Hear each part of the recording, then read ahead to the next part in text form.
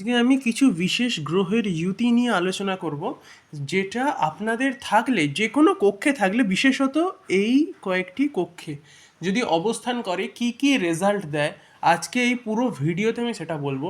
আপনারা আপনাদের কুণ্ডলি চার্ট খুলুন, যে কোনো ওয়েবসাইটস, যে কোনো অ্যাপস থেকে, এবং সেখানে দেখুন আপনাদের গ্রহের অবস্থান কীরকম আছে, এবং দেখুন যদি আপনাদের এই গ্রহগুলির অবস্থান থাকে পরস্পরের ইউতি, তো তাহলে কোথাও না কোথাও, যে কোনো ঘরে কোথাও না কোথাও কিন্তু আপনার আহ, এই ভিডিওটা খুব কাজে লাগবে। তো সুতরাং চলুন শুরু করা যাক ভিডিও। মঙ্গল কি করে, প্রথমত বিষয় আমি দশম ঘরটা প্রথমে বিশ্লেষণ করি, যেটা কোথাও না কোথাও আপনাদের কেরিয়ারের সঙ্গে সংযুক্ত থাকে। সেই জন্য দশম ঘর হচ্ছে কেরিয়ারের ঘর। এখানে আপনাদের কোথাও না কোথাও আপনি কোন রাস্তা চুজ করবেন, কোন লাইন চুজ করবেন, জীবনে কোন সিদ্ধান্তটা নিয়ে অর্থ উপার্জিত হতে পারে, সেই লাইনটাকে কিন্তু রিপ্রেজেন্ট করে হচ্ছে এই দশম ঘর। সুতরাং এই দশম ঘরটাকে আমাকে দেখতে হবে যে এই দশম ঘরের মঙ্গল এবং শনির অবস্থান যদি এখানে হয়ে যায় তাহলে কি হতে পারে। মঙ্গল হচ্ছে ফোর্স, এটা কিন্তু খুব পরিমাণে ভেতরে ফোর্স জেনারেট করে। একাকী পুরো এম্পায়ার দাঁড় করানোর জন্য কিন্তু প্রচুর পরিমাণে আপনাকে দিয়ে পরিশ্রম করায়। ততক্ষণ আপনাকে ছাড়ে না যতক্ষণ না আপনি পুরো কাজ সম্পন্ন করতে পারছেন। আপনাকে স্বস্তি দেয় না, প্রত্যেক দিন আপনার ভেতরে একটা থিঙ্কিং চলে, না আজকে আরও কাজ করবো, আজকে আরও কাজ করব। আর শনি হচ্ছে ধীরতা, মানে কোথাও না কোথাও শনি কী করবে, আপনি কাজ তো করবেন, ফলাফল ইমিডিয়েট দেবে না।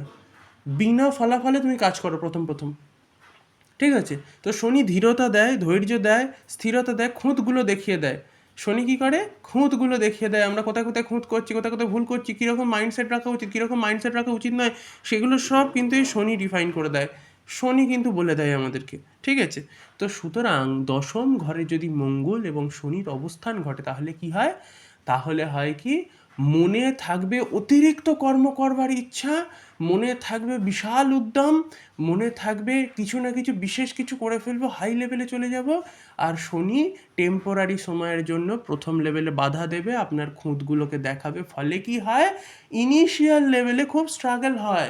মানে কি হয়, মানে আপনার এজ যখন 24-25 তখন থেকে আপনার স্ট্রাগল শুরু হলো, আপনার একেবারে মোটামুটি 28-29 পর্যন্ত আপনার স্ট্রাগলটাকে নিয়ে দৌড়তে হয়। আপনি দেখবেন মোটামুটি 29 বছর বয়সের পরে কোথাও না কোথাও রাস্তা এদের বেরিয়ে যায় 28-29-এর ভিতরে। কেন না, শনি যখনই দশমে বসে, শনি কিন্তু আপনার জীবনের কেরিয়ার রিলেটেড বিষয়ে আপনি কি কি খুঁত রেখে দিয়েছেন জীবনে, সেগুলো কিন্তু দেখিয়ে দেবে। আর মঙ্গল কাজ করবার জন্য প্রচণ্ড ইমোশনস বা ফ্রাস্ট্রেশনস দেবে। তো এক্ষেত্রে কি হয়, ভেতরে খুব ফ্রাস্ট্রেশন কাজ করে, যে কেন করতে পারছি না, কিসের জন্য করতে পারছি না, লাইফ কেন থেমে গেছে, কেন কাজগুলো হচ্ছে না, কেন কাজগুলো এগোচ্ছে না, এই ধরনের চিন্তাভাবনাগুলো থাকে।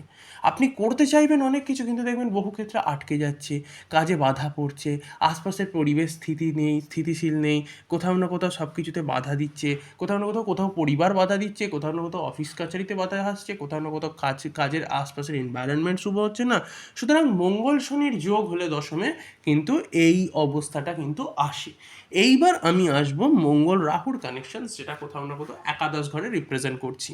তো সুতরাং মঙ্গল রাহুর যদি একাদশে কোথাও না কোথাও যদি কানেকশনস থাকে, তো কি হয়, যে কোনো কিছু পাওয়ার জন্য তীব্র আকাঙ্ক্ষা জন্মায়।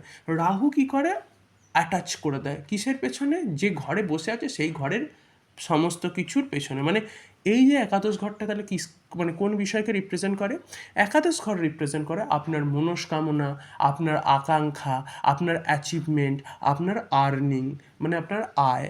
সুতরাং এখানটা আপনাকে রাস্তা তৈরি করে দেয় কোন প্রফেশনে আপনি যাবেন। একাদশ ঘর নির্বাচন করে যে আপনার আয় কত দূর হবে, আপনার অ্যাচিভমেন্ট কীরকম হবে, আপনার যে কোনো জিনিস পাওয়ার আশা আকাঙ্ক্ষা কীরকম থাকবে।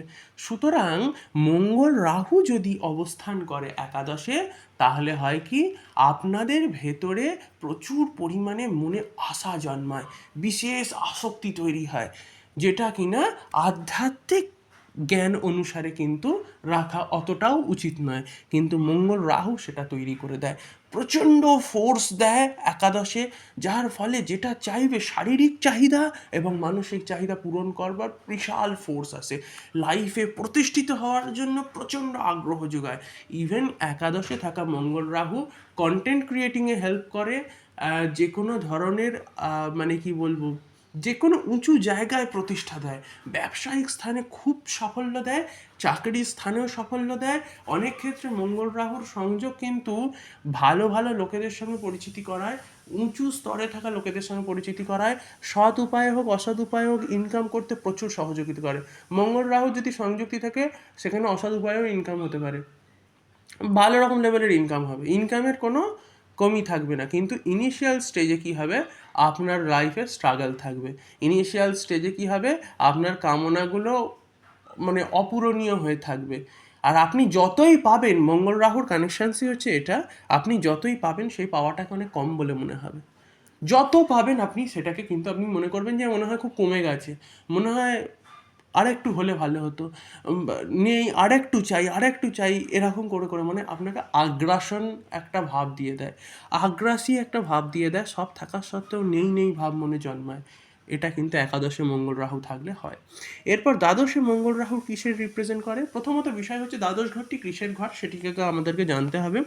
দ্বাদশ কক্ষ হচ্ছে কি, আমাদের যত এক্সপেন্সেস আছে, ব্যয় আছে, অতিরিক্ত পরিমাণে ইনকাম রিলেটেড ডিপ্রেশন, অবসাদ, বা আমাদের পাস্ট সংস্কার, বা কোথাও না কোথাও পাস্ট লাইফের সঙ্গে রিপ্রেজেন্ট করে এটা। এটা কোথাও না কোথাও আধ্যাত্মিকতার সঙ্গেও কিন্তু কোথাও না কোথাও সংযোগ দেখায়। তো সুতরাং দ্বাদশ ঘরটা কিন্তু অনেক ধরনের বিষয়ের সঙ্গে সংযুক্ত থাকে। তো মঙ্গল রাহু থাকলে এখানে কী কী হয়? এটা কি করে, এক্সেস লেভেলের খরচপাতি বাড়িয়ে দেয়, মনে অপরকে দেখে খরচ করবার আগ্রহ জাগে, ফ্রাস্ট্রেশনে খরচ হয়, যতটা ইনকাম হয় তার থেকে বেশি খরচ হতে থাকে। রাহুর অবস্থান মঙ্গলের সঙ্গে থাকার দরুন অযাচিত লোন তৈরি হয়, অযাচিত শত্রু তৈরি হয়, পিছে শত্রু অ্যাটাক করতে পারে, সামনাসামনি জমি সম্পত্তি রিলেটেড সমস্যা তৈরি হতে পারে। তো দ্বাদশে মঙ্গল রাহুর অবস্থানে এই সমস্ত সিচুয়েশনসগুলো থাকে।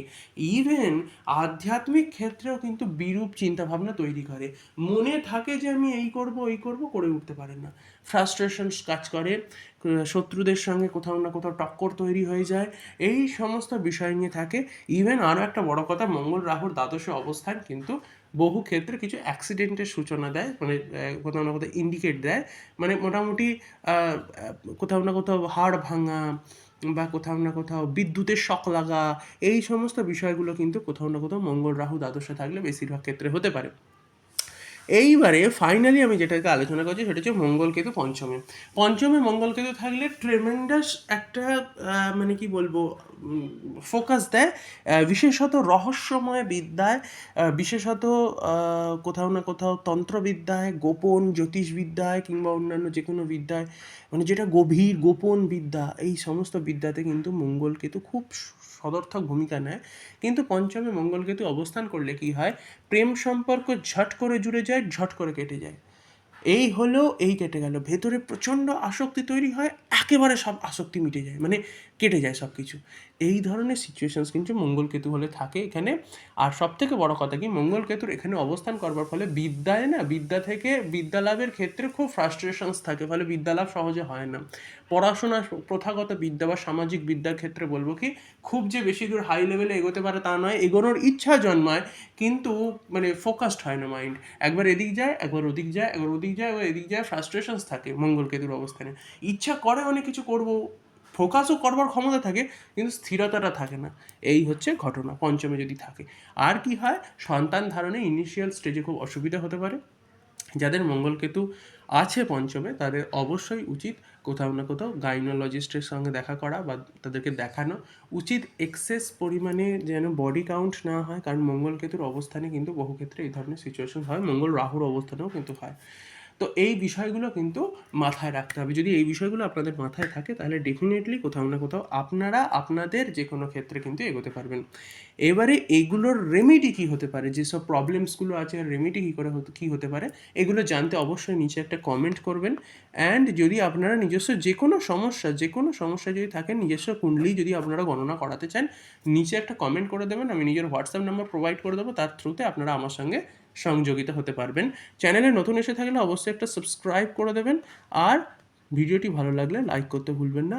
আমার সঙ্গে এতক্ষণ অবস্থান করবার জন্য আপনাদেরকে প্রেমপূর্বক হৃদয়ের অভ্যন্তর থেকে অনেক অনেক ধন্যবাদ।